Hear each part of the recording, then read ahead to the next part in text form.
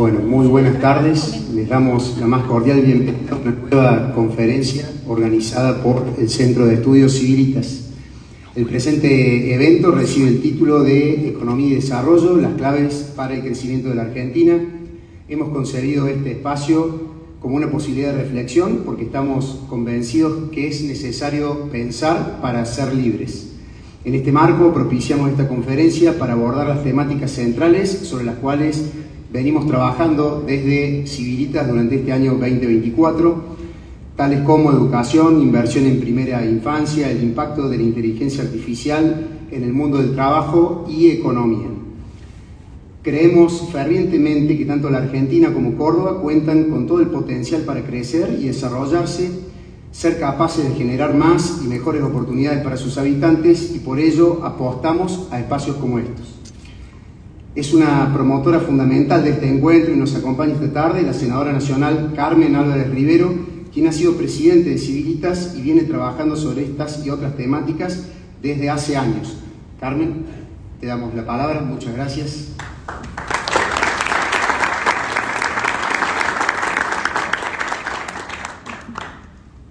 Me dé la frente, si no. Bueno, para mí es un gusto gigantesco en este salón. Sebastián, ¿se acuerda? Reunimos, fue nuestro primer punto de encuentro con los jóvenes. Apenas volví de Buenos Aires, yo viví 18 años en Buenos Aires.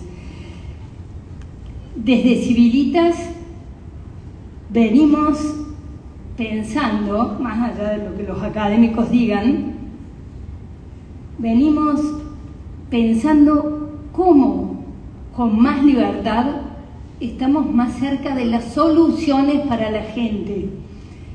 Nosotros venimos por nuestra postura frente a la vida, por nuestra experiencia familiar. Todo el tiempo ponemos qué le conviene a la gente, qué le conviene a la persona humana. Y realmente entendemos que si las instituciones tienen más libertad, las mejoramos y les acercamos una vida mejor a los ciudadanos. Hoy nos van a decir, o vamos a hablar en parte de cuánta libertad se banca la gente, o inclusive cuánta libertad admitimos en Córdoba. Yo les pongo un par de datitos. Vengo diciendo hace un montón que en Córdoba la mayoría de los chicos son pobres y la mayoría de los pobres son chicos. Ahí, desde Civilitas, estamos trabajando en dos planos, acompañando dos centros CONIN para que no nos olvidemos que la nutrición infantil, si hay tantos chicos pobres, la nutrición infantil tiene que ser un problema, lo digan los datos o no. Y ahí estamos acompañando sin demasiada expertise, pero acompañando. Y en el tema que yo le estoy poniendo, les diría casi la vida, es en alfabetización inicial. Y ahí, ¿por qué lo hago? Porque justamente propicio la libertad de la persona, la libertad del pensamiento. No veo otra forma para desarrollar el pensamiento crítico que esa revolución que propició Sarmiento, que es enseñar a leer. Nos cuesta muchísimo porque lo políticamente correcto implica no hablar de pobreza, no hablar de niños pobres, no hablar de falta de trabajo, no hablar de que los chicos no aprenden a leer en primer grado o no aprenden a sumar en primer grado. Y yo les digo, estudié a fondo todas las leyes de Argentina, todos los núcleos de aprendizajes. No está ni una línea que diga objetivo enseñar a leer, no está. Por lo tanto, imposible que alguien esté buscando hacerlo. Vuelvo al evento de hoy. Pensar en libertad, cuánta libertad soportamos, pero nuestra mirada, o mi mirada, para ponerla en primera persona, es con más libertad la solución de los problemas va a estar más cerca de la gente. Vamos a ver si nos dan esa respuesta. Muy bien.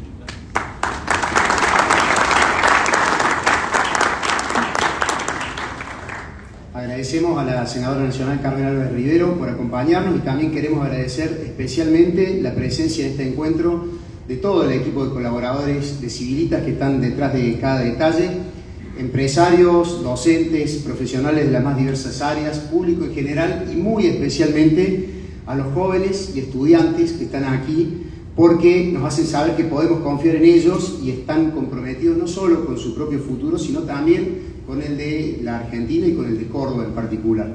De este modo, tenemos ahora sí el honor de presentar a quienes nos van a acompañar en el estrado esta tarde. En el centro se encuentra el profesor Gabriel Zanotti, quien es epistemólogo, licenciado en Filosofía por la Universidad del Norte, Santo Tomás de Aquino, y doctor en Filosofía por la Universidad Católica Argentina.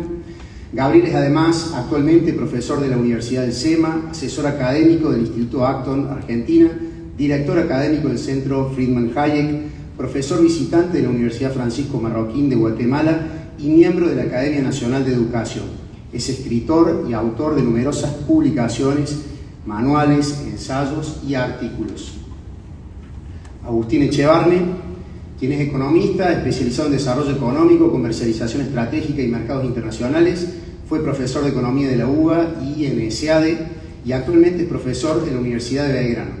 Es miembro de Red Liberal de América Latina y miembro del Instituto de Ética y Economía Política de la Academia Nacional de Ciencias Morales y Políticas. Fue fundador y presidente de numerosos centros de estudios y prestigiosas consultoras y actualmente es el director general de la Fundación Libertad y Progreso. Da conferencias, escribe y es consultado sobre economía, educación e innovación en toda la región. Ha publicado diversos artículos y un libro titulado La clave es la libertad, que personalmente se lo recomiendo. Dialogará con ambos Sebastián García Díaz, quien es presidente del Centro de Estudios Civilitas y también un promotor fundamental de este encuentro. Agradeciendo la presencia de los tres, considerando que es un privilegio para Córdoba contar con ellos aquí, dejamos en manos de Sebastián y sus exposiciones. Bueno, muy bien. Buenas tardes. No puedo dejar de mencionar que gracias a todos por estar, también a la gente que nos está siguiendo a través del Instagram de Civilitas. Aquí veo hay gente que se ha venido de San Francisco, como la concejal de Villa María, está ni más ni menos que el doctor Caeiro, que es un honor que esté, y muchas personas, hay gente del Partido Laborista y empresarios, o sea, gracias por todos los que han venido, ¿eh? Muchas gracias. Allí también los veo, gente del Partido Libertario y demás. Bueno, vamos a conversar. Esta es la pregunta disparadora. Si les parece, esto no es política, acá no hay partidos políticos, es ni más ni menos que un think tank que Civilitas nos permitimos cualquier cosa. Vale todo, vale pelearnos, vale ponernos de acuerdo y demás. Y un poco el disparador que nos pareció interesante con el equipo de Civilitas es, bueno, Milei está haciendo lo que hacía tiempo que decíamos que había que hacer. A algunos no les gustará la forma, eso lo vamos a discutir ahora. Pero si tuviéramos que decirle a Milei, che, para, ya que está, mete esto y esto otro más y a ver si podemos llevar el umbral de la libertad hasta el máximo nivel. ¿Cuánta libertad soporta Argentina en todos los ámbitos del frente? Va a ser un poco el motivo de la conversación, más allá de que después vamos a hablar de otros temas específicos. Si les parece, les propongo una primera intervención de unos minutos cada uno con su tesis central y luego les hago algunas preguntas disparadoras. ¿Empezamos? Bien, sí, ante todo quiero hacer una aclaración con respecto a mi profesión. No soy epistemólogo, soy despistemólogo. Así que desde esa profesión, que no es muy redituable, les cuento, pero desde ese lugar quiero enfocar esta pregunta, que es un muy buen título, ¿no? Un título que incluso unifica ciertas posiciones diferentes que podríamos tener porque es una cuestión de grado. Es obvio que la Argentina viene de una tradición fuertemente estatista en toda su historia, ¿no? A pesar de que haya tenido algún momento de libertad económica, y es un país donde la presencia del Estado, desde ideologías diversas, ha sido siempre muy fuerte. Los argentinos estamos, no sé si los cordobeses, pero los argentinos estamos acostumbrados a la planificación y por lo tanto es obvio que no podemos pasar de un día para el otro a un sistema liberal clásico. Yo por liberalismo clásico entiendo la limitación del poder ante las libertades individuales, y especialmente me preocupan mucho las libertades individuales que dieron origen a la Constitución norteamericana y sobre todo en la primera enmienda. Me preocupa enormemente la libertad religiosa, la libertad de enseñanza, la libertad de expresión, la libertad de asociación, que son libertades que están hoy gravemente conculcadas por agendas nacionales e internacionales totalmente estatistas. Por lo tanto, ¿puede la Argentina volver a esas libertades individuales así de golpe? No, es obvio que siempre tiene que haber una política de transición, ¿no? Jacques Maritain, que creo que es un autor caro a los ideales de Civilitas, siempre hablaba de un ideal político concreto, que quiere decir que podemos tener nuestros ideales, pero luego hay que concretarlos en una determinada situación histórica. Desde ese punto de vista, las diferencias que podemos tener es de grado, ¿no? Yo le pediría a Javier Milei dos cosas, y con esto concluyo. Primero, que cambie las formas, porque no hay una oposición entre formas y contenidos. Las formas son contenidos. Yo no puedo decir soy liberal, tener una foto de Ludwig von Mises en el comedor de mi casa, invitar a alguien a comer, y si alguien critica a von Mises, echarlo de mi casa de mal modo. No es simplemente una cuestión de forma. Si hago eso, es que estoy pensando de manera contraria a lo que un liberal piensa, que es pensamiento crítico, tolerancia, respeto. Así que cambie las formas, porque además esas formas, si las cambia, están ligadas a la evolución de una democracia madura, donde el presidente no es el presidente de una facción contra otra, sino que es el presidente de una democracia republicana donde hay consensos importantes entre todos los moderados de los partidos políticos. Y fíjense, dije, entre todos los moderados de los partidos políticos, no los partidos políticos moderados que Dios sabrá qué son. Bien. Y después, sí, Agustín Echevarne es economista y en esto corre con ventaja, pero yo le pediría a Javier Milei que vaya más rápido con ciertos precios que deben ser libres. Yo no ignoro de ninguna manera que no se puede, en Argentina no se puede privatizar de golpe la salud, la educación, la seguridad social, no, eso no se puede hacer de golpe, pero hay ciertos precios, ciertos indicadores, donde él creo que debería ir más rápido, generando confianza además, una confianza que creo que ha logrado en cierta medida. Creo que el cepo debe ser eliminado, creo que las retenciones deben ser bajadas, creo que la libre importación y exportación es muy importante. Sí, yo en eso iría más rápido. Esta es un poco, si se quiere, la diferencia de grado que tenemos con Agustín, que sé que piensa igual que yo en cuanto a los principios generales, pero tal vez tenemos una diferencia en cuanto a la velocidad. ¿Está? Así que bueno, estas son las dos cosas que yo le pediría a Javier Milei. Que cambie las formas, porque para mí las formas no son meras formas. No es cuestión de decir, bueno, es una cuestión de formas, pero el contenido está bien. No, la forma también es contenido. El medio es el mensaje, como muy bien le podría decir Carlos Álvarez, doctor en comunicación social. Y luego yo iría más rápido en ciertas cuestiones económicas. Bueno, ahora, Agustín, podés refutarme. Gracias. No, imagínate que es imposible estar en desacuerdo con lo que estás diciendo. Y yo también iría más rápido. La pregunta es si es posible. Entonces, y esa es una cuestión que no la vamos a resolver hoy. Pero ahí tocaste dos temas. Yo voy a tocar primero el final y después voy a ir al principio. Que el punto es, ¿en qué plazo? Porque hasta dónde queremos llegar, Gabriel y yo vamos a coincidir. Nosotros queremos que Argentina sea el país más libre del mundo. Y Javier Milei, y Gabriel, y yo, y digamos, creo que probablemente muchos de los que estamos acá, queremos que Argentina sea el país más libre del mundo. ¿Qué significa eso? que quien toma las decisiones, la mayor parte de todas las decisiones, desde los temas sexuales a los temas que se te ocurran de educación, que fuera, sea cada persona. Y no que la tome otra persona por vos, que la tomen los políticos por vos. ¿Cómo vas a ahorrar tu plata? ¿Cuánto vas a destinar para tu futura jubilación? ¿Por qué tienen que definir eso los políticos? ¿Quién de ustedes en su sano juicio le daría su plata para que se las ahorre un político y se las devuelva dentro de 40 años? Nadie. Por eso no te ponen una jubilación libre, sino una jubilación obligatoria.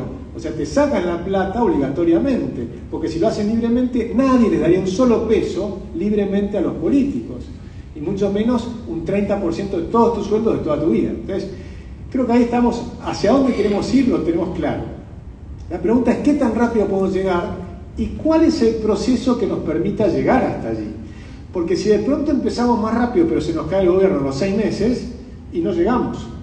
Pero de pronto liberamos todo, pero fuimos a la hiper y te voltearon. No sé si hubiera ocurrido, ojo, no sé. No estoy diciendo que hubiera ocurrido. Lo que digo simplemente es, hay que ver cuál es el proceso. Y lo que yo quiero mostrar es para mí qué es lo que está pensando Javier Milei. Javier le está diciendo a su ministro Caputo, vos resolvés un tema, la quiebra del Estado. El Banco Central está quebrado y el Estado está quebrado.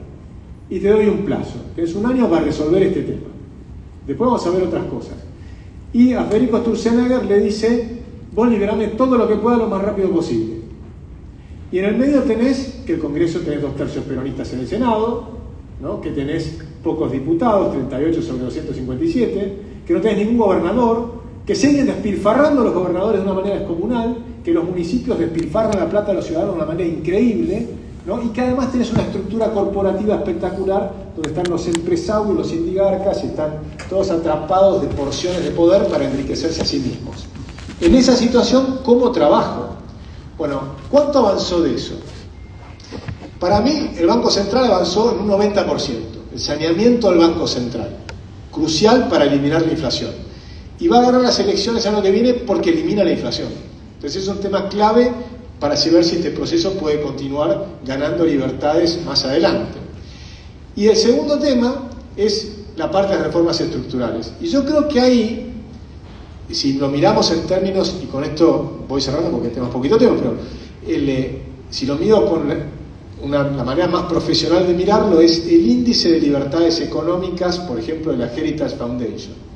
Y tenés 5 categorías de países. Desde los más libres, que son muy poquitos, 4, hay 4 países libres, y después tenés algunos que son, unos cuantos que son moderadamente libres. Después tenés uno que está en el medio, otros que son moderadamente reprimidos, y después está Argentina. O sea, Argentina está entre los países reprimidos de la Tierra. Yo creo que a fin del año vamos a haber hecho el primer escalón, y vamos a pasar a ser un país moderadamente reprimido, ni siquiera promedio, y ni de ninguna manera moderadamente libre, ¿okay? Vamos a estar recién en el primer escalón de pasar de reprimido a moderadamente reprimido. El año que viene, ganando las elecciones, habiendo salido el cepo cambiario, con lo cual se ha liberado el precio que más le preocupa a Gabriel y que a mí también me preocupa y que me encantaría sacarlo lo antes posible, en mi opinión ya podrían hacerlo hoy sin costo casi, pero probablemente todavía no lo confían. ¿Y por qué creo que se puede ir haciendo? Porque el riesgo país ya ha bajado suficiente, pero probablemente están esperando tener un acuerdo con el Fondo Monetario. Si tenés un acuerdo con el Fondo Monetario, el riesgo país va a tener un escalón más abajo. Si estamos en 900, por ahí se va a 800. Pero si se va a 800 no se va a quedar ahí, sino que va a continuar hacia abajo, porque ya no tiene sentido ese riesgo país si tenés superávit fiscal y además tenés la posibilidad de refinanciar los vencimientos del capital, que eso es lo que está en duda, porque es imposible pagar todos los vencimientos de interés y de capital.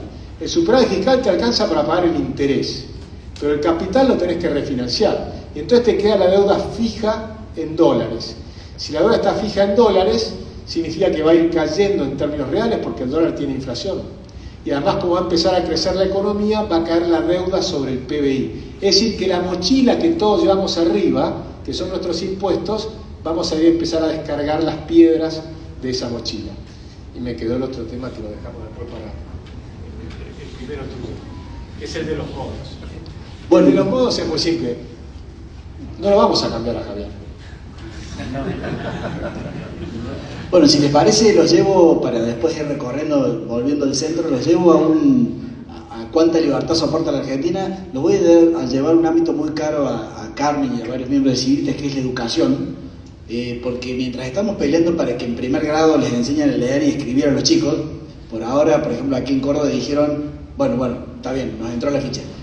Hasta tercer grado nos damos para que aprendan a leer y escribir. Bueno, y Carmen dice, no, es en primer grado cuando tienen que leer y escribir. Bueno, mientras estamos dando esa pelea, es como que uno dice, pero que hasta que esa pelea llegue a cambiar la educación entera, ¿se les ocurre a ustedes, si tuvieran que decirle a Milei al oído o a la Argentina, ¿por qué no aplican esta medida liberal de shock? Escandalicémonos un poco, a ver cuánta libertad soportaría el ámbito de la educación en Argentina si es que quieren hacer un aporte en esa línea.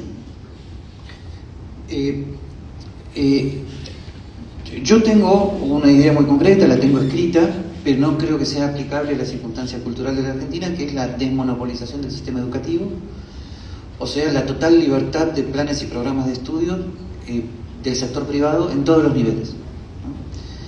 Hay modos jurídicos para lograrlo, pero no creo que sea culturalmente soportable en Argentina. Pero es lamentable que sea así porque la estructura educativa de la Argentina es monopólica, es prácticamente soviética, y toda estructura monopólica / soviética es intrínsecamente ineficiente. Por lo tanto, no importa cuál es el plan, el asunto es que todo plan necesita una competencia para ser eficiente, una libre entrada al sistema para ser eficiente. Esto es algo muy, muy importante del pensamiento liberal. John Stuart Mill, Karl Popper, Feyerabend, Hayek.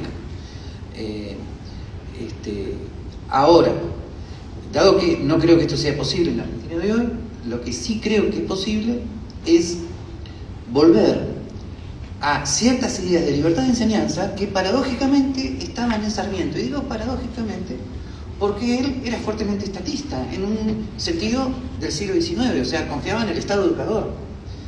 Pero en la ley 1420 había consejos de padres por cada distrito escolar. Los consejos de padres tenían la facultad de determinar los planes y programas de estudio en función de los objetivos que sí estaban establecidos por la ley 1420. Y además esos consejos de padres también tenían la facultad de contratar a los profesores, mejor dicho, a los maestros. Creo que lamentablemente la ley 1420 quedó derogada por las últimas legislaciones, pero mi propuesta para la Argentina que gusta de leyes del Estado, es volver a la auténtica libertad de enseñanza que ya estaba en la ley 1420 y extenderla al nivel secundario, ¿no? Y por supuesto estoy de acuerdo con el saneamiento universitario, con condiciones de ingreso, etcétera, etcétera. Pero esa propuesta sí, creo que para la Argentina hoy, más el tema de los vouchers, ¿no?, educativos, para financiar la demanda y no la oferta. O sea, en vez de financiar directamente a los edificios escolares, financiar a los padres, ¿no? Y que los padres elijan libremente el colegio privado que quieran con un voucher, No digo que esto sea fácil financieramente, pero es la idea central con la cual estuvieron siempre de acuerdo Friedman, Hayek. Es un second best, no es que sea el ideal, pero... Y esto creo que es difícil, pero sería relativamente aplicable en la Argentina, ¿no? ¿Agustín? Bueno, yo coincido 100% con lo que está diciendo Gabriel, pero en ese caso soy más pesimista. Porque creo, mira que yo soy súper optimista en general, pero todo lo que es la batalla cultural con respecto a la economía, con respecto a la política, a no confiar en los políticos y entender que buscan su propio interés y su interés son los votos. Toda esa batalla cultural que en algunos casos lo que hizo Javier fue resumirla. Por ejemplo, no hay plata. Eso se entendió. Hay restricción presupuestaria que los políticos, los jueces no lo entendían, ¿no? En la salud, todo lo que vos mirás, pretendemos salud que cuesta, no sé, 2 millones por persona y pagamos 5.000 pesos. No cierra, evidentemente no cierra. Bueno, esas cosas se comprendieron. El déficit fiscal, la inflación, yo creo que ahí hay un avance enorme. En educación, no.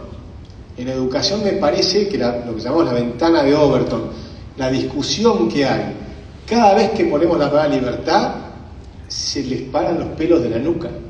O sea, vos los ves que se erizan de piel. Es decir, tienen el miedo a la libertad de nuestros educadores, es inmenso. Entonces ahí creo que hay un problema mucho más serio, porque nos va a llevar más tiempo mover la ventana de Overton. Y yo por eso estamos viendo cómo hacerlo. Y hay propuestas concretas. Una es para llegar a lo que dice Javier, para lo que dice Gabriel. ¿Viste que tengo Gabriel y Javier? Están muy metizados. Pero para llegar a eso, tenemos que ver primero que la gente comprenda lo mal que está la escuela de su hijo, sea estatal o privada. Porque cuando le hacen las preguntas en las encuestas, todo el mundo responde: la educación de Argentina es horrible, está pésimo. Y la de tu hijo, no, la de mi hijo está bastante bien. No está bastante bien, está horrible. La de tu hijo está horrible. Es espantosa, no es mala, es espantosa. La de tu hijo, en cualquiera de los colegios que estén ustedes, salvo un colegio en Córdoba, pero eso lo vamos. Pero en casi todos los casos. ¿Por qué? Porque cuando te comparás a nivel mundial, ahí te das cuenta que América Latina entera está en el 10% inferior de los que toman el test de PISA. Y Argentina, por lo menos hace 20 años, estaba número 1 de América Latina. Pero ahora no. Ahora estamos sextos sobre 8 países que toman el test de PISA en América Latina. O sea, de ese lote que está en el 10% inferior, estamos abajo. Ahí está Argentina. Estamos horribles, no más o menos. Los chicos no entienden lo que hablamos.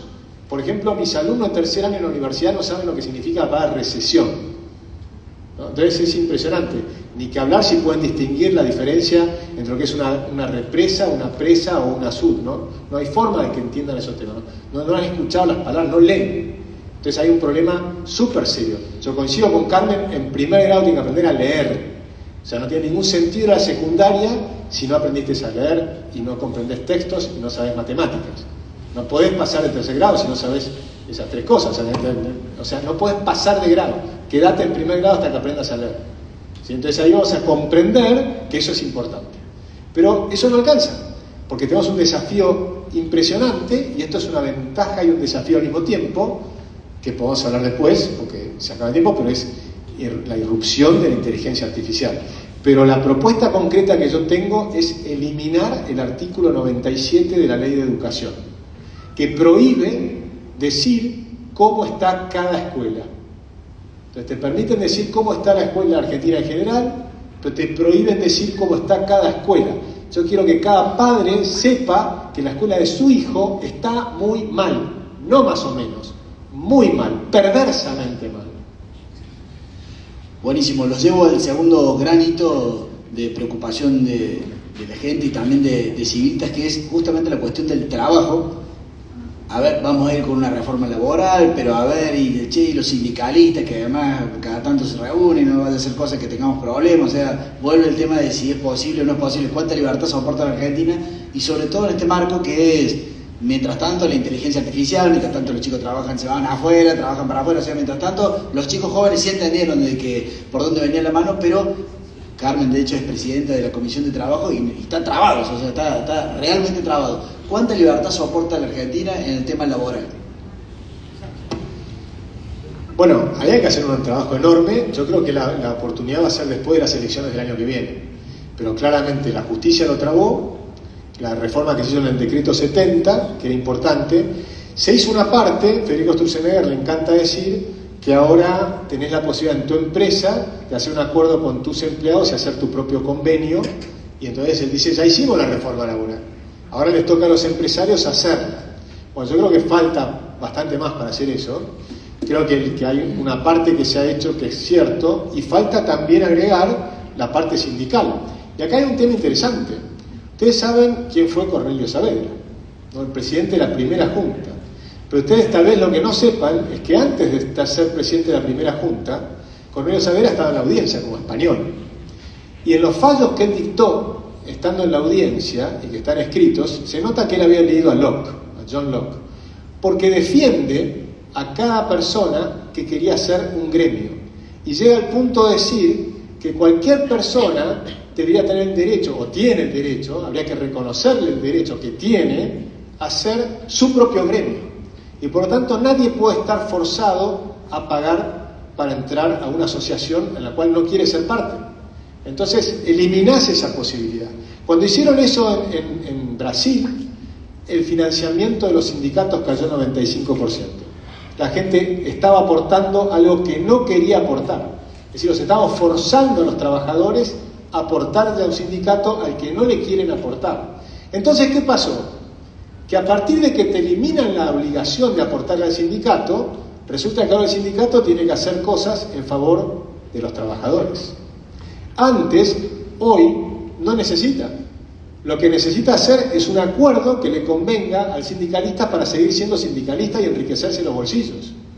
En cambio, cuando depende el servicio que está prestando, que sea a favor de los trabajadores, ahí tenés que empezar a trabajar en serio por los trabajadores. Entonces hay que eliminar ese tema. Eso me parece que es crucial y eso tenemos que poder conseguirlo como máximo a partir de las elecciones del año que viene con la nueva composición del Congreso. Yo creo que hay un tótem cultural en Argentina que sí es dificilísimo de cambiar, que es la carga de legislación laboral que tenemos.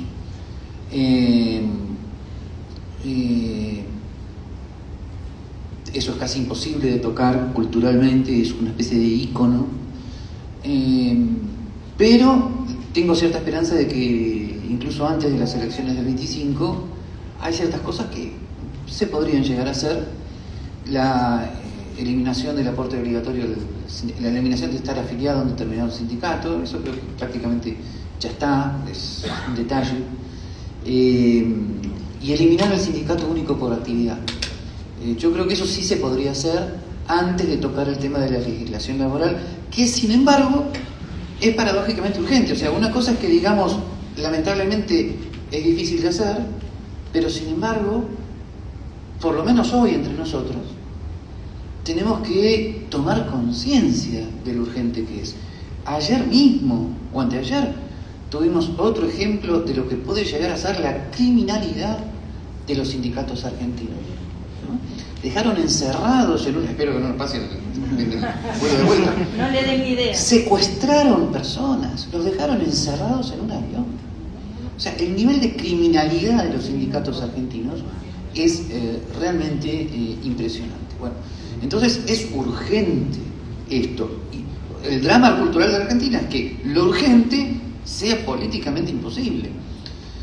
Entonces, por eso yo me atrevería a decir, bueno, mientras no se pueda tocar el tema de la legislación laboral, o sea, bajar la carga de costos laborales, por lo menos la libertad de afiliación y la eliminación de otro ícono cultural, pero eso creo que se podría hacer, que es el sindicato único por actividad, que viene de Mussolini y que Perón tomó copiado de Mussolini.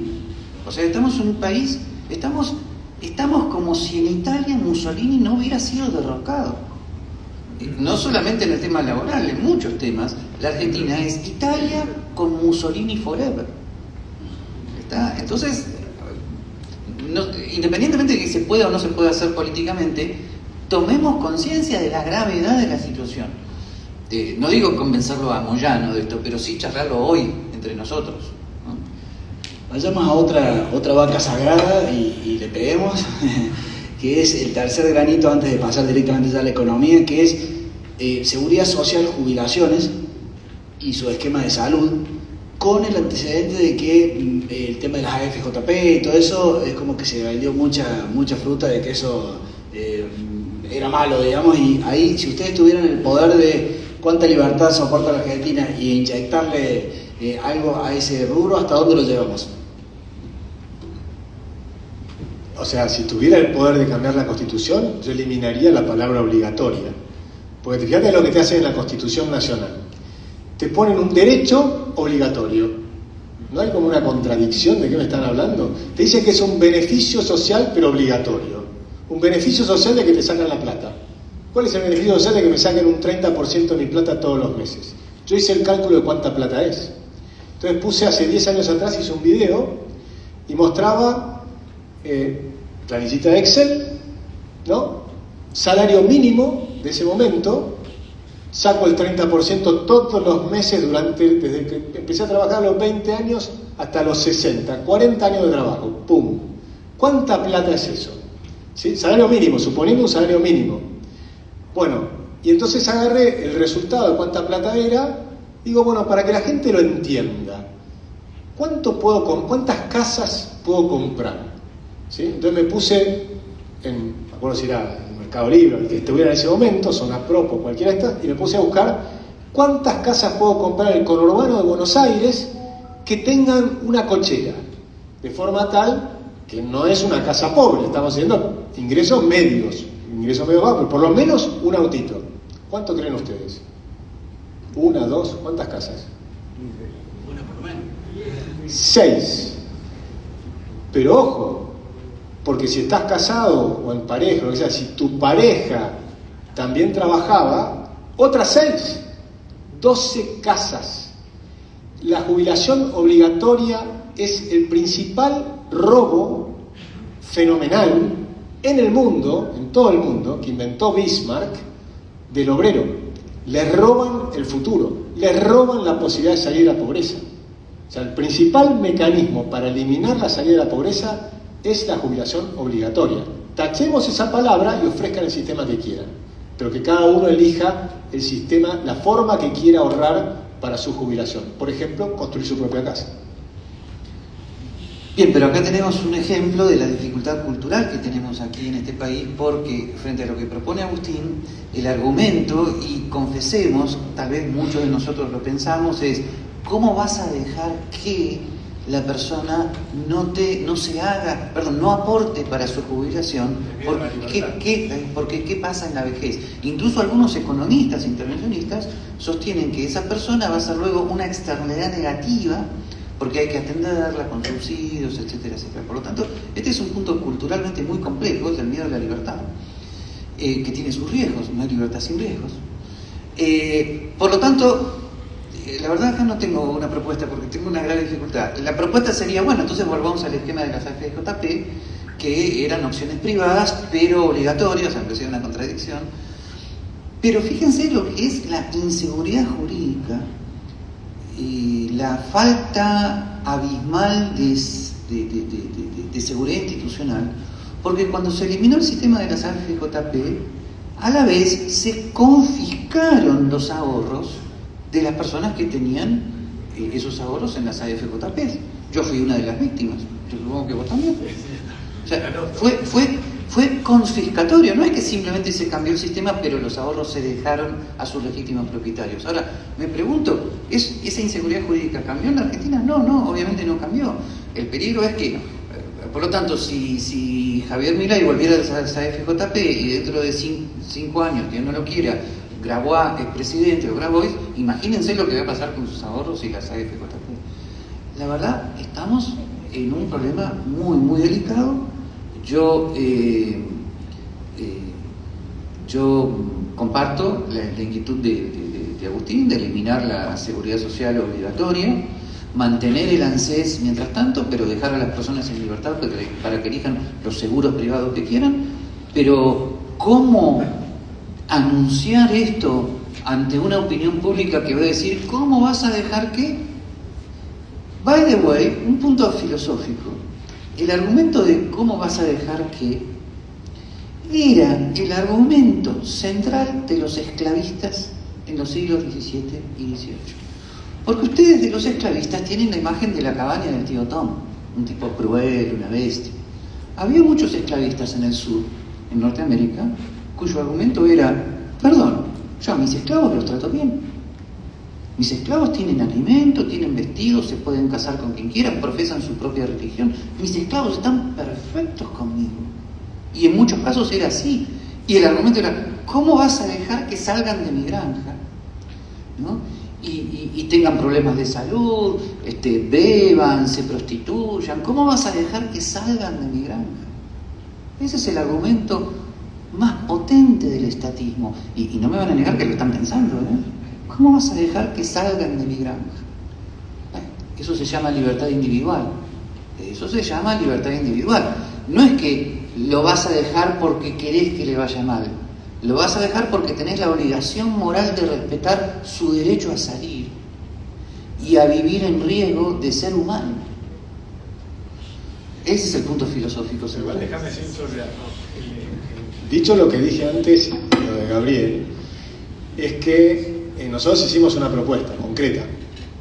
La La propuesta concreta primero es resolver la quiebra del sistema actual. El sistema actual está quebrado, totalmente quebrado. El sistema actual tiene 146 sistemas diferentes de privilegios, ¿no?, que hace que el resto esté totalmente quebrado. Están los casi 4 millones de personas que reciben jubilación sin haber hecho aportes y demás. Entonces, primero hay que eliminar los sistemas de privilegios. Segundo, hay una propuesta que acá todas las damas presentes van a estar de acuerdo conmigo. Hay que igualdad de género, ¿verdad? Entonces nos igualamos en el nivel de jubilación. Si nos jubilamos los hombres a los 65, las mujeres también. Eso me ahorra 2 puntos del PBI en los próximos 5 años. Con lo cual me soluciona el problema de corto plazo. Y después, para el mediano plazo, obviamente la expectativa de vida al nacer se ha avanzado muchísimo. La expectativa saludable de vida al nacer. Hoy una mujer de 60 años es joven, está en su plenitud, ¿no? Los hombres también. Entonces todavía, imagínate, jubilarte a los 60, yo estaría de estar jubilado, me mato. O sea, me parece un aburrimiento fenomenal. O sea, estamos en plenísima actividad.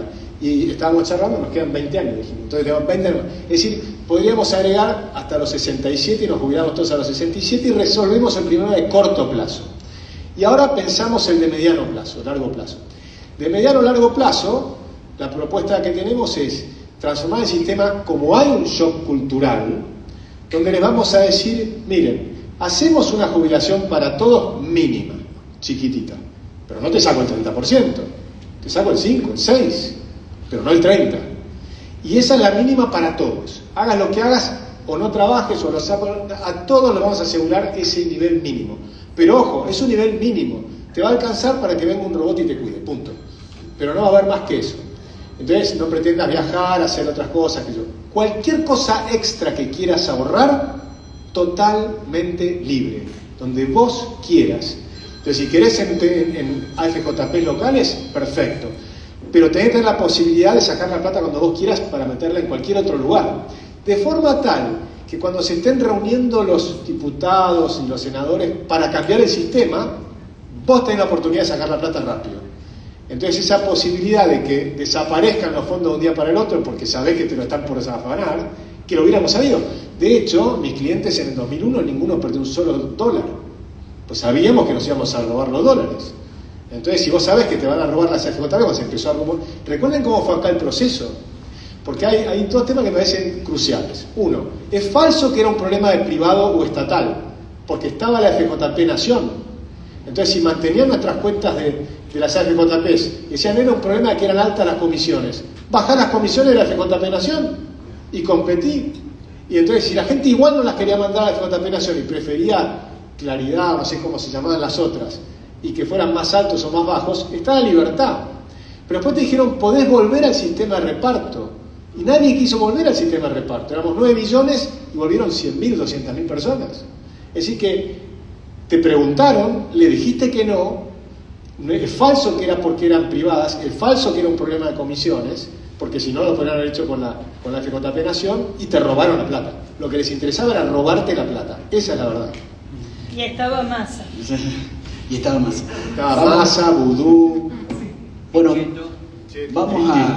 ahora vamos al fuego ya, al fuego económico y una pregunta bien de modo liberal, lo corramos nos damos el gusto de correrlo Milei por derecha, digamos, ya solamente en un ámbito como este se puede dar, digamos.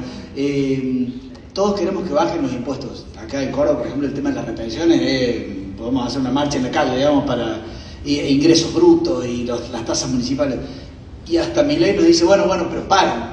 Eso se va a dar, ¿cuándo? Y la pregunta es, ¿cuándo, cómo y hasta dónde? Digamos? O sea, hablemos un poco de en qué momento nos dejan sacar plata como nos están sacando a los bolsillos de los argentinos. Digamos.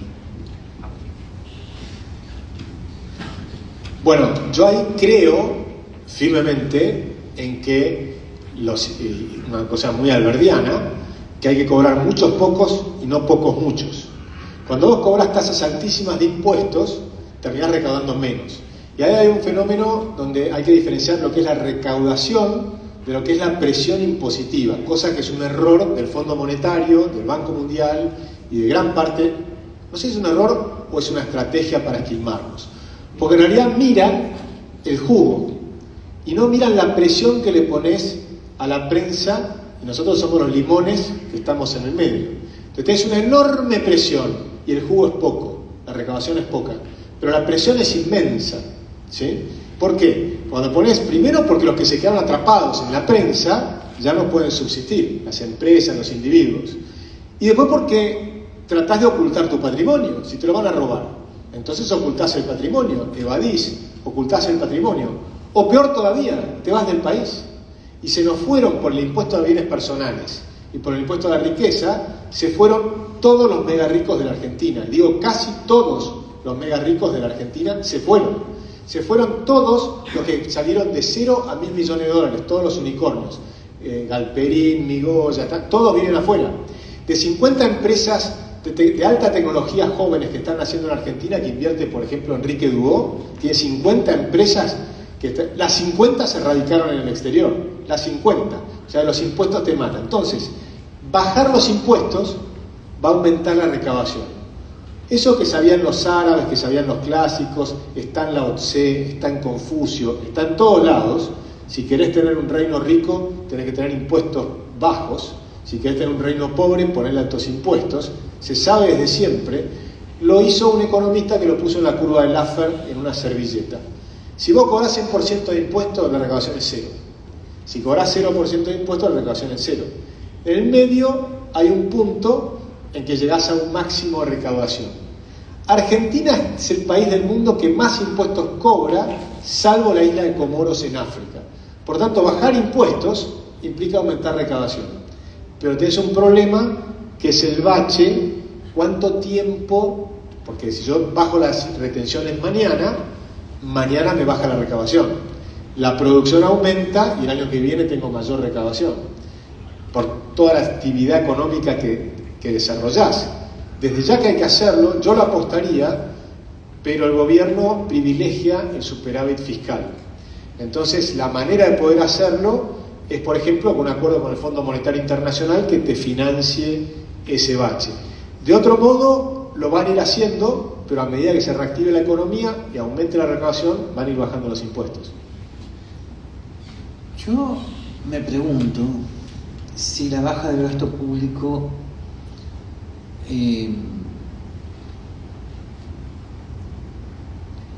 se está haciendo realmente. Es cierto que hay ministerios que se han eliminado, pero se chimenta que hay ciertas subsecretarías que se han como reacomodado. En fin, yo me pregunto si no prima en el gobierno una idea que no es liberal clásica, que es lo fundamental es el superávit fiscal. Y esa idea no es liberal clásica. La puede tener el dictador de Corea del Norte también. O sea, el asunto es bajar el gasto público drásticamente. Y te pregunto si realmente se está haciendo. Bueno, se ha bajado el gasto público, porque lo ves en las cifras. La pregunta es si la forma de bajar el gasto público es la que nosotros hubiéramos querido, o si es otra manera. Por ejemplo, se baja fuertemente todo lo que es el gasto en obra pública, en bienes de capital, las transferencias a las provincias se bajaron, lo cual me parece muy bien, ¿sí? Porque obliga a las provincias a empezar a hacer algo de esfuerzo. El despilfarro de las provincias es descomunal, incluyendo Córdoba. Empiecen a mirar el organigrama de Córdoba y empiecen afuera, porque pueden sacar más de la mitad del organigrama y van a estar mucho mejor. Y digo la mitad por no decir 3/4 partes. 25 ministerios. Por eso te digo, entonces saquen 20 ministerios y te quedas con 5 y la provincia alcanza. ¿Sí? Tenés seguridad, justicia, salud, educación, infraestructura, punto, ya está. O sea, eliminar todo lo demás. Entonces, digamos, hay que entender que la baja del gasto público no es solo el gobierno federal. El gobierno federal es un pedacito. Por ejemplo, de los 4 millones de empleados públicos, el gobierno federal tiene 600.000. Pero que en realidad la parte que puede tocar el gobierno son 350.000. Sobre esos 350.000 ya bajaron 31.000 y van a bajar 10.000 más antes de fin de año, aparentemente. Entonces vas a tener 41.000. Es decir, que de lo que él puede bajar de empleo público va a estar en más de un 10% el primer año. Pero el segundo año, mi apuesta es que va a volver a bajar otro 10%, el tercer año va a volver a bajar tal vez un 6, un 5, y cuando terminen los 4 años va a haber bajado mucho.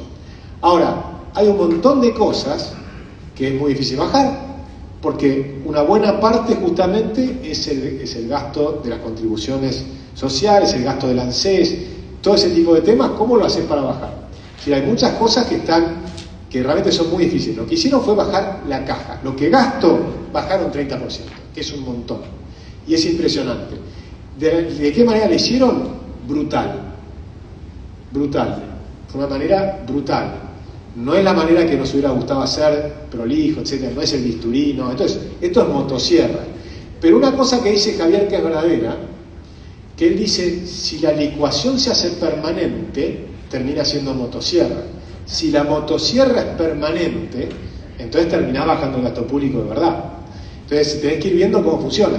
Si vos realmente esta propuesta es muy firme de presupuestos del Estado con superávit fiscal, con el recorte que ya hizo, porque él ya hizo el recorte muy importante. Recordemos que él, como no tuvo un nuevo presupuesto, mantuvo el presupuesto del año anterior.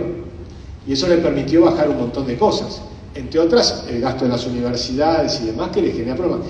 Y ha demostrado un coraje enorme en no ceder frente a los dos grupos que tal vez generan mayor empatía en la ciudadanía: los jubilados y los universitarios.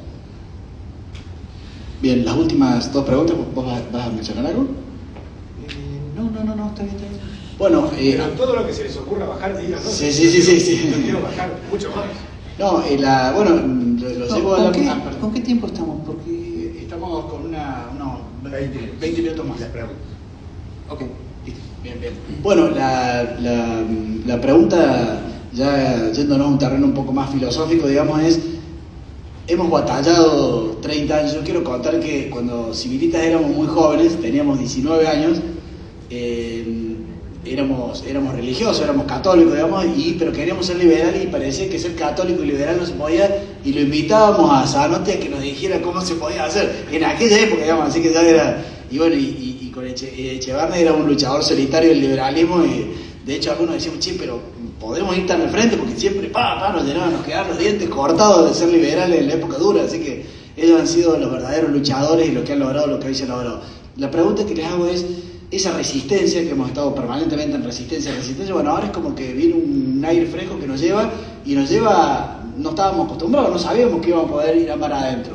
La pregunta es respecto de la batalla cultural: ¿cómo pasamos a la ofensiva y recorremos un camino, dejamos la resistencia y empezamos como a construir la nueva épica? Esto de estoy despertando los leones que está diciendo Milei, ¿hacia dónde? ¿Cuál es el recorrido que tenemos que hacer? Yo personalmente nunca tuve necesidad de cambiar de discurso. Mi discurso siempre fue el mismo: libertades individuales. Defender la libertad religiosa, la libertad de expresión, permanentemente irlas redefiniendo en función de las nuevas circunstancias históricas. Pero yo hablaría de prédica cultural, pero una prédica cultural que me parece que en el caso de algunos liberales clásicos, entre los que me incluyo, nunca cambió. Fue siempre la misma: la defensa de las libertades individuales, que entre paréntesis era el tema que también nos convocaba cuando yo venía a hablar de liberalismo y catolicismo. Yo decía que las libertades individuales no son contradictorias con la fe católica, pero siempre dije libertades individuales. Libertad de enseñanza, ausencia de monopolio estatal en materia educativa. Libertad de expresión, que ahora hay que redefinirla, porque los deep states de las diversas supuestas naciones libres se encargan permanentemente, en colusión con las empresas de redes sociales, de cancelar a aquellos que piensen diferente. Así que estamos en una época culturalmente muy difícil para la libertad de expresión. La libertad religiosa, permanentemente conculcada por las agendas de las Naciones Unidas, impuestas obligatoriamente a los padres, violando su derecho de libertad de enseñanza y derecho de asociación. Entonces estamos en una de las épocas más difíciles de las libertades individuales. Por lo tanto, el discurso es: hay que volver a las libertades individuales, y yo lamento que incluso en los Estados Unidos no sea ese el discurso del nuevo gobierno, que inmediatamente tendría que decir: mi plan de gobierno es volver a la Constitución de 1787, el plan de gobierno es volver a las primeras enmiendas, ¿no? Es volver ahí. Y en la Argentina decir, bueno, volver al espíritu del artículo 14 de la Constitución Nacional, ensalzar los artículos 15, 16, 17, el artículo 19, la defensa de la libertad personal en las esferas de la intimidad, ¿no? O sea, que son cosas que ya estaban en la Constitución de 1853. Volver ahí. O sea, independientemente de que esto se pueda decir de un modo o de otro, como yo no voy a ser candidato, bueno, no me veo en la obligación de ver cómo cambiar el discurso, pero acepto que el que va a ser candidato pueda tener un margen de creatividad al respecto, pero académicamente el discurso debe ser el mismo, volver a las libertades individuales, y en ese sentido no veo necesidad de hablar de una nueva derecha. No, es el liberalismo clásico de siempre. No veo necesidad de hablar de una nueva derecha. El desafío creo que existe, coincido con lo de Gabriel, que es la defensa de las libertades individuales. Yo lo veo como que tenemos que pelear todos en la cancha esta, ¿no? Este debate cultural lo debe dar todos, en cada lugar, en la empresa, en las cámaras empresarias, en las universidades, en las escuelas, en las redes sociales, en todos lados. Entonces, si uno mira como un partido de fútbol, a mí a veces me dicen, ¿cuándo vas a salir a la cancha? Pará, flaco, yo estoy en la cancha hace rato. Estoy hace rato en la cancha. Porque la cancha no es el político que mete el gol. El político que mete el gol es el 9. ¿Sí? O sea, nosotros tenemos a Borja ahora que está ahí, bueno, que se aviva un poco, pero estamos... Es decir, una cosa es el 9 que mete el gol, que es el político que tiene que hacer las reformas estructurales o lo que fuere, el ejecutivo, el legislativo, pero la cancha cultural es toda porque es la mente de todos los chicos. Ese es el lugar que uno tiene que lograr, que tenga pensamiento crítico, que tenga autoestima, que se anime a salir a la cancha él, que pueda ser autosuficiente, que no dependa de un político. Nada más aberrante que ver a una persona colgada al cuello de un político diciendo no te olvides de nosotros. Eso es lo que me parece más repugnante que yo veo en mi vida. O sea, hay pocas cosas que me parecen más repugnantes que esa. Vos querés gente que sea autosuficiente, ¿no? Que sea capaz de resolver sus problemas y de ganarse la vida. Entonces, esa batalla requiere de varias cosas. Y hoy lo decía con este ejemplo. En el arco tenemos tipos contundentes. Tenemos a Alberdi, Mises, Hayek, Rothbard, Israel Kirzner, tipos impresionantes. En la defensa tenemos intelectuales brillantes, los académicos. Gabriel Zanotti para mí es un lujo, ¿no? Martín Krause. Tenemos personas de primerísimo nivel en el nivel de la defensa. Después tenemos que tener gente que suba por los laterales, académicos que vayan a la televisión, ¿sí? Que puedan tirarle un centro al político para que cabecee. Y después tenés un rol que es el que nosotros hacemos, por ejemplo, en los think tanks, que para mí es la figura del 8 o el 10, que es el que articula la mitad de la cancha, toma las ideas de los académicos y se la pasa a alguno para que tire un centro y haga el gol, el político. Entonces necesitas todo ese esquema jugando. Las redes sociales, los chicos en las redes sociales es clave, es un elemento crucial de esta batalla que le permitió a Javier Milei llegar a donde está. Javier llegó porque previamente tenía los tipitos enojados, tenías a Cipayo, tenías un montón de gente trabajando en las redes sociales desde hace mucho tiempo antes que Javier. O sea que él llega cuando ya había un caldo de cultivo, ¿sí? O sea, él cosechó lo que sembraron muchas otras personas, lo cual me parece muy bien, y yo lo aplaudo, y además le puso una pimienta fenomenal y una explosión.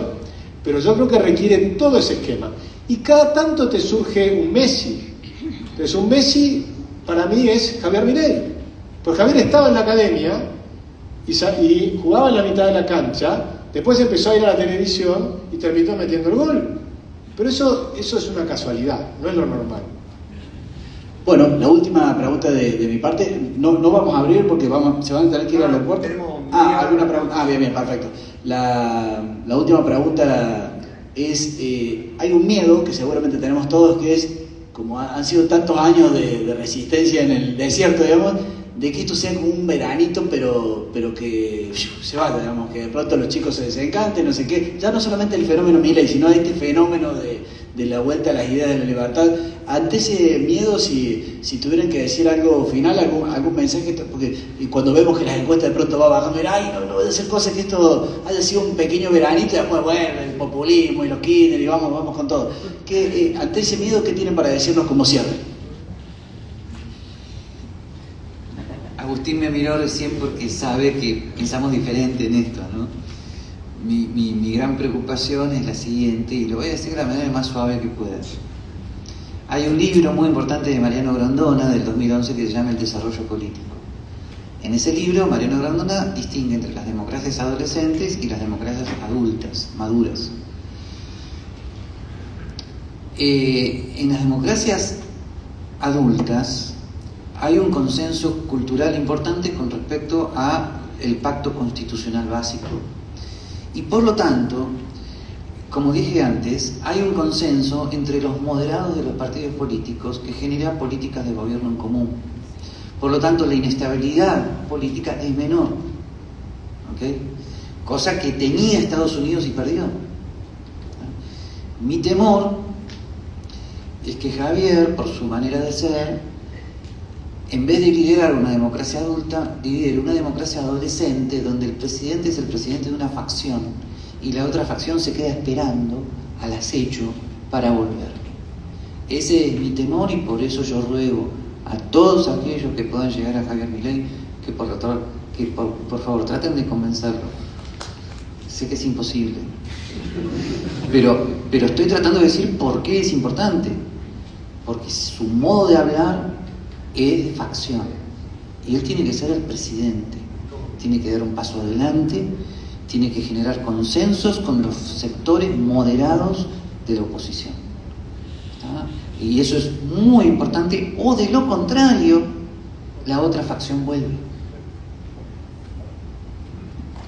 Perdón, lo tenía que decir, discúlpame. Lejos de aplacarnos el miedo, nos llegó el miedo. No, a mí me parece que es extraordinaria mostrar esa preocupación.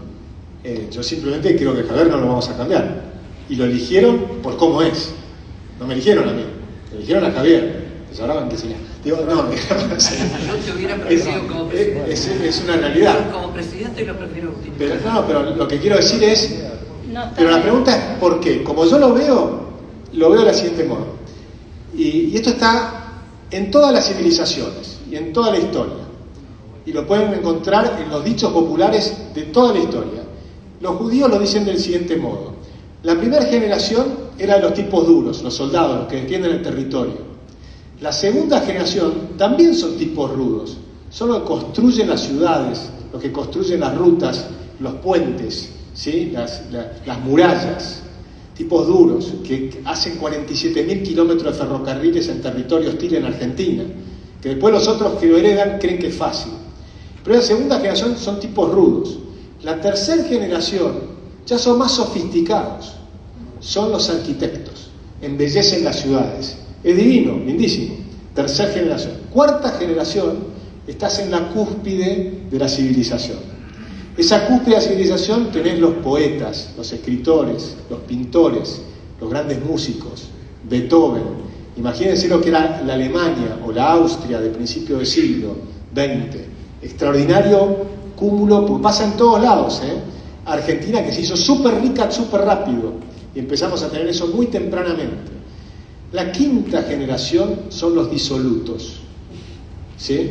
La quinta generación es el señorito satisfecho, como decía Ortega y Gasset. Los que creen que todo lo que hicieron los abuelos era fácil, que escupís en el filo y sale una flor, decían en Argentina, ¿no? Que tirás manteca al techo, que digamos empezaban a creer que era todo fácil. No, Argentina se hizo con un esfuerzo fenomenal de los padres de la patria, de los tipos que estaban luchando contra los indios que cruzaban la frontera de la cordillera, los mapuches que ahora llaman, que eran araucanos y venían y te hacían los malones y se llevaban las vacas, y las mujeres, que se olvidan mucho, ¿no? Pues si empezamos a hacer las cuentas, quién debe a quién, ojo, porque le podemos pedir muchas cosas. Entonces esa quinta generación es lo que le pasa a la Argentina. Por eso, cuando Javier Milei va a Europa, dice, yo soy un adelantado, vengo del futuro, porque él sabe lo que pasa en los países ricos. Miren Argentina, primer país rico de América Latina, y elegimos a Perón. No porque nos fue mal, porque nos fue bien. Segundo país más rico de América Latina fue Cuba, y eligieron a los comunistas. Tercer país más rico de América Latina, que llegó a ser el más rico, fue Venezuela, y eligieron a Chávez. Cuarto país que llegó a ser número más rico de América Latina fue Chile, y eligieron a Boric. Es decir, cuando llegás al éxito, elegís a Merkel. ¿Y qué hace Merkel en Alemania? Cierra las plantas nucleares. ¿Qué hacen ahora los europeos? Destruyen las represas, los azudes, ¿sí? Y después se les inundan las ciudades y dicen que es culpa del clima, en vez de hacer como hizo Macri, para reconocer algo bueno, el entubamiento del Maldonado. Y entonces se dejó de inundar Buenos Aires. ¿Qué? Ahora que hay cambio climático, Buenos Aires no se inunda más. ¿Qué pasó? Entonces no es un problema de cambio climático, es un problema de ingeniería. ¿Entienden la diferencia? Entonces, por eso Macri era ingeniero, eso lo entendía bien. Entonces, creo que lo que nos está pasando a nosotros es que efectivamente estamos en una democracia adolescente. Efectivamente estamos en un periodo que es el inicio del liberalismo en nivel de adolescencia.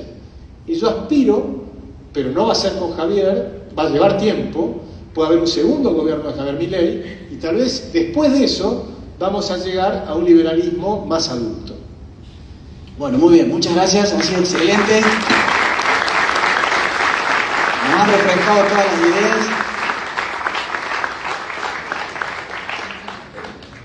Aquí en Córdoba, déjame meter una pastilla política, somos como los cangrejos en una olla, todas estas ideas liberales se discuten mucho en Buenos Aires. Acá es difícil, de hecho, fíjense la cantidad de personas que somos, podríamos ser 1000, pero no convocamos porque estamos un poco dormidos. Vamos a ir con las preguntas, ¿cómo hacemos? Ahí, May y Tim, te acercan las preguntas, Sebastián.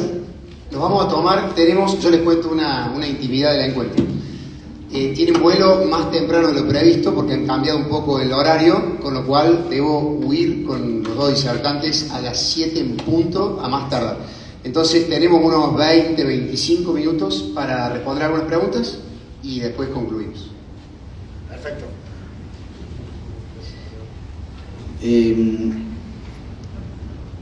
Bueno, aquí dice: estamos preparados los argentinos para vivir en libertad, pero lo hemos estado conversando. ¿Cuál es el límite entre libertad y libertinaje? Porque la excusa era subía el dólar y subían todos los precios. Ahora bajó drásticamente el dólar y no baja nada.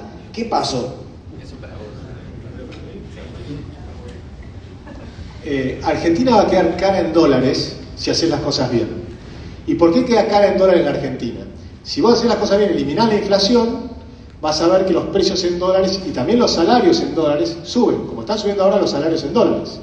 Entonces los empresarios te van a decir: no me cierran las cuentas. Entonces, ¿por qué no cierran las cuentas en Argentina? Muy simple. Tenemos 156 impuestos. Tenemos los municipios que te cobran tasas que no son tasas, son impuestos. La Corte Suprema que te permite hacerlo. Entonces te cobran una tasa de publicidad. Una tasa es un precio, es una tarifa sobre un servicio que te presta el municipio. Tasa de alumbrado, barrido y limpieza. Te alumbran, te barren y limpian y demás, te cobran una tasa. Pero no, una tasa de publicidad, ¿qué te están prestando el servicio? Ninguno. ¿Por qué te cobran una tasa de publicidad? Imposible, no te pueden cobrar. ¿Por qué te cobran una tasa sobre el combustible? Mentira, no te están vendiendo el combustible, no te dan nada. No es una tasa, es un impuesto. La Corte Suprema es muy responsable de todo lo que nos pasa.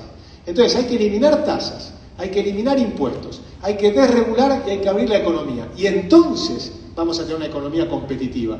Pero lamentablemente no se puede hacer de la noche a la mañana. O tal vez sí, pero en las condiciones actuales no lo está haciendo el gobierno. Con lo cual vamos a tener un periodo duro, que es lo que estamos viendo hoy, donde la Argentina está quedando cara en dólares.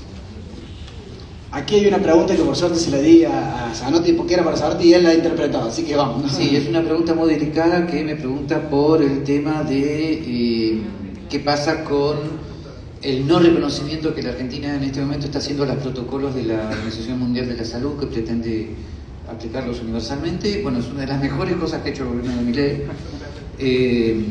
decir que no a la aplicación obligatoria de los protocolos de la Organización Mundial de la Salud, que son intrínsecamente violatorios de todos los derechos individuales. Y de la Constitución. Y de la Constitución Nacional. Y me permito agregar, ya que tocamos el tema salud, que puede despertar muchas preocupaciones. la salud también es un tema donde aplica el liberalismo clásico. Cuando la salud se intenta planificar de manera soviética, un solo plan estatal, una sola medicación obligatoria, un solo tratamiento y el que no va preso, es la salud la que comienza a ser ineficiente, como toda planificación central. Por lo tanto, la Organización Mundial de la Salud es una organización totalitaria soviética de la salud que está conduciendo a la no salud, porque evita la libre competencia de tratamientos alternativos y de medicamentos alternativos.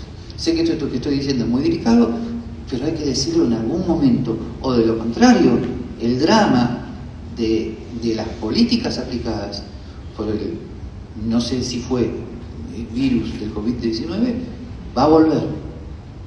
Si no ponemos este debate en el tapete, va a volver. La Organización Mundial de la Salud, que está presidida por un marxista que no es médico, es una de las organizaciones totalitarias más peligrosas de todas las Naciones Unidas. Esta es una pregunta para Agustín Echevarri. Sí, por favor. Coincido plenamente con Gabriel, y además recuerden algo, la ONU hoy está manipulada por China. China está aprovechando la debilidad de los países como de África, acaba de hacer un acuerdo con 33 países africanos, por ejemplo, para poner al titular, a un marxista como titular de la OMS. Entonces, y yo les desafío a todos ustedes a que hagan un cálculo, entren y busquen la población de todos los países en el 2020 y comparen con el resto de los años. A ver qué pasó el 2020, qué países pasó algo. Y díganme si pasó algo relevante como para habernos tenido 7 meses encerrados. Y comparen contra los países que no se encerraron. ¿Sí? Y entonces empiecen a ver el caso de Suecia, pero miren todo el África. En África no cerraron ningún país. Miren las poblaciones. ¿Hubo alguna alteración o nos metieron un miedo fenomenal? Porque es cierto que murió gente, pero en esa época, ustedes saben que todo este año, ¿cuánta gente se murió de enfermedades respiratorias? ¿Tienen idea? No tienen ninguna idea, porque no las están publicando. Pero este año se van a morir 60.000 personas de enfermedades respiratorias. Si te hubieran puesto en el diario, todos los días cada uno que se moría, estaríamos todos escandalizados porque se están muriendo 60.000 personas. ¿Se dan cuenta? Eso es lo que nos hicieron. Nos metieron miedo. Y esa manipulación a través del miedo es terriblemente patética. Fue un experimento, violamos todas las leyes y nos encerraron 7 meses. Aquí una pregunta, Agustín, específica para vos, que es ¿de qué depende el éxito político y económico de las privatizaciones? Seguramente con algún miedo de que puedan salir más. De que no sean monopólicas, seguí. No, seguí, listo, ya está. Ya está. Que no sean monopólicas, por favor, que ese fue el error del gobierno de Menem. Las privatizaciones monopólicas son un error gravísimo. No pueden tener un duopolio legal. Así que, y en los casos donde haya lo que Von Mises llamaba un monopolio de espacio natural, bueno, primero dejar abiertas las alternativas de energías alternativas por libre mercado, y luego ir a un sistema de concesiones lo más serio posible, ¿no? Que ahora seguimos. Bien, no, coincido con eso. Les agregaría que además hay que dar la batalla cultural en todos lados. Por ejemplo, hay que recordarles, sobre todo a los jóvenes, que probablemente no lo sepan, mi primer teléfono, o sea, caso particular mío, lo pagué durante 27 meses antes de que me lo entreguen. Eso era Entel, nacional. ¿Sí? 27 meses. Pero en el momento en que me lo pagaron, mi departamento pasó a valer un 10% más. ¿Se dan cuenta? Entonces, eso, o sea, el éxito de las privatizaciones de Menem fue espectacular. Con todos los problemas que tienen, igual fue un éxito tremendamente importante. Pero fíjense lo que es la desmonopolización. Está prohibido en Argentina que Starlink preste sus servicios. Tiraron un papelito, ahora está permitido. De un día para el otro, sin hacer ni un solo dólar de inversión del Estado, ni un solo dólar, hoy todas las escuelas de la Argentina, toda la familia argentina tiene la posibilidad de estar conectadas internacionalmente con satélites a internet con la mejor calidad del mundo. Bien, si aquí hay una pregunta que es muy cara. Han venido a Córdoba, viste que los cordobeses hemos jodido. Está el tema de la coparticipación y dice, ¿un verdadero federalismo no implica eliminar la coparticipación? Sí. Habíamos tenido una conversación al respecto, Agustín y yo. Yo en un momento le planteé un proyecto de la Fundación Hayek en el 2010, por la cual la eliminación de la coparticipación significaba dividir a la Argentina en no mucho más de 8, 9 o 10 regiones autosustentables, porque ese estudio demostraba que nuestro número de provincias, eliminada la coparticipación, no podrían autosustentarse a sí mismas impositivamente, ¿no?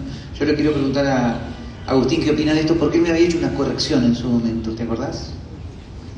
No me acuerdo lo que te dije, pero si me lo preguntás hoy, lo que diría es, primero que la tecnología hoy es espectacular. O sea, que hoy vos podés ser eficiente con cosas muy chiquititas. De hecho, hay países que son... O sea, imagínate la provincia de Formosa. Se las damos a Israel. ¿Se imaginan? O sea, si de un desierto Israel hizo lo que hizo, la provincia de Formosa está con el Pilcomayo, el Bermejo, estás entre ríos. O sea, todas las civilizaciones se hicieron entre ríos, con tierra fértil. Es espectacular, se la das al peronismo y es un desastre descomunal. O sea, el peronismo es una perversidad. Eso es lo que hay que comprender. Siempre y en todo lugar es una asociación ilícita perversa, ¿sí? Entonces, hay que comprender eso. Si sacás al peronismo, cualquier provincia es sustentable. Santiago del Estero, cualquiera. Hoy en día los costos de administración son bajísimos, si querés hacerlo bien. Y además, la maldición que hablaba Sarmiento, y te acordás la radiografía de La Pampa, ¿cómo se llamaba? Se me fue. Bueno, la maldición de la Argentina era la distancia. Desapareció. Hoy no existe más. Hoy está Internet. Entonces hoy te podés estar en cualquier lugar de la Argentina produciendo una riqueza descomunal. Es más, los chicos tienen un desafío enorme. Tienen que deshacerse del sistema estatal de educación y empezar a educarse por sí mismos ya. Bueno, eso es lo que yo no me atrevo. ¿Sí? Pero eso lo tienen que hacer ya ustedes mismos. O sea, lo que están estudiando, olvídense, tienen que estudiar ya por sí mismos. Hoy tienen la oportunidad incluso, y cada vez más va a ser así, de independizarte del Estado, cualquier Estado sea, y empezar a cobrar en bitcoins y exportar sus servicios. Es decir, hoy hay unas oportunidades extraordinarias para hacer estas cosas. O sea que para mí podés tener unidades muy pequeñas, pero muy eficientes. Okay. Les cuento que mi padre, que era profesor de política educacional, escribió en 1972 un libro que se llamó Las etapas históricas de la política educativa. Y dividió las políticas educativas en 3 etapas. Y esto está escrito en 1972, anoten la fecha. La primera etapa es la etapa de Sarmiento, el Estado educador. La segunda etapa fue una etapa que los pedagogos conocen, tal vez vos conocerás, la escuela nueva, como reacción al positivismo pedagógico, etcétera, etcétera. De ahí viene Montessori, etcétera. Y la tercera etapa, decía mi padre, es las nuevas tecnologías de la comunicación. Pero eso escrito en los 60, porque mi padre había estudiado con Luigi Volpicelli y con Giovanni Gosser en Roma entre el 58 y el 60. Pedagogos que ya estaban hablando de las nuevas tecnologías de la comunicación, que en ese momento eran la radio, el cine, la televisión, y estos pedagogos decían que esa es la nueva política educativa. Y mi padre lo empezó a decir solo, triste y abandonado. No, triste no, pero solo y abandonado seguro. En la Argentina, en los años 60, nadie entendía nada. Y él dijo, la tercera etapa de la política educativa son las nuevas tecnologías de la comunicación. Cosa que coincide totalmente con la desmonopolización del sistema, porque cuando ustedes desmonopolizan el sistema educativo, libremente las familias pueden utilizar todas las tecnologías de la comunicación que quieran para educar a sus niños. Cosa que hoy está totalmente disponible. Cosa que además ya está pasando y que vos lo sabés. Los chicos, sean en la edad que sea, se están autoeducando por YouTube y todos los sistemas de Internet. Y los sistemas educativos tradicionales, los edificios, el sistema de las aulas, los grados, todo eso no puede competir con eso. Pero como hay obligación legal de estar en ese sistema desde los 6 hasta los 17, perdemos ahí nuestro tiempo, todos nosotros, mientras sin embargo el sistema de autoeducación corre en negro. Los chicos ya se están autoeducando en negro. ¿Está? Oficialmente tienen que ir a un sistema educativo absolutamente antiguo, ya te doy la palabra, que corresponde a la primera etapa de la política educativa, que a fines del siglo XIX era pertinente, pero ahora ya no. Por eso urge la desmonopolización del sistema, por más que esto sea insólito de decir en la Argentina. Ibas a decir algo, disculpame. No, digo que las maestras hablan de las TICs, pero le han cambiado el significado. Es tráfico de información comunitaria. pasa la información de, che, ¿cómo enseñas vos? ¿Cómo enseñas vos? Porque nada de lo que sucede dentro del aula es lo que queremos. Es relevante. Bueno, las últimas, porque hay muchas preguntas, se ve que hay mucho dolor micro, algunos habla de libertad en las Fuerzas Armadas, otros hablan, che, ¿cómo hacemos para llevar esto de la libertad a la universidad? Otros a las escuelas, las maestras, estamos muy solas, o sea, hay varias preguntas, es como que está muy lindo arriba, pero parece que aquí hay varios que dicen, che, pero yo donde me estoy moviendo todavía la batalla la estamos dando a muerte, o sea que si les parece para cerrar hay un mensaje hay varios liberales acá que están un poco lamiéndose las heridas, digamos, por decirlo de alguna manera. Así que si pueden dar un mensaje final, ese me parece que es el común denominador de muchas preguntas. De hecho, algunos dicen, hay una pregunta muy interesante que dice, ¿cuándo llega a la macro que está ordenándose? ¿Cuándo llega a la micro? Porque ahora, hasta ahora lo único que estoy haciendo es dar explicaciones de que los cambios que está haciendo Milei ahí arriba, acá abajo no llegan, digamos. Los liberales de pie la están sufriendo, ¿no? Pero no entendí, perdón, me perdí, pero no entendí cuál sería el mensaje final. No, si quieren, ¿qué les responden? Hay gente que dice, che, acá yo soy liberal de las Fuerzas Armadas y la estoy sufriendo. Hay otra maestra que dice, yo soy liberal y esas ideas que están diciendo ustedes allá arriba, acá abajo, hay 4 o 5 preguntas de ese tipo, digamos. Claro. Bueno, que así comenzó el debate. Culturalmente, ¿cuánta libertad podemos soportar? Cosa que sería contradictoria, porque la libertad no se debería soportar, se debería gozar. Pero como estamos acostumbrados a que el Estado nos tiene que controlar, porque si no somos malos, entonces, y volvemos al inicio del debate, ojalá todo se pudiera liberar de golpe, ojalá. Y yo no me atrevería a hacer el experimento, pero les aseguro que los resultados serían mucho mejores de lo que suponemos. Pero no se puede porque habría una resistencia cultural. Termino con este ejemplo. Ustedes saben que en 1965 la Iglesia Católica, en el Concilio Vaticano II, realizó una declaración espectacular que tiene mucho que ver con liberalismo y catolicismo, que es la Declaración de Libertad Religiosa, donde la Iglesia Católica dice: todas las personas tienen derecho a la libertad religiosa, entendida como el derecho a la ausencia de coacción sobre su conciencia en materia religiosa. Si esa declaración hubiera sido escrita y pronunciada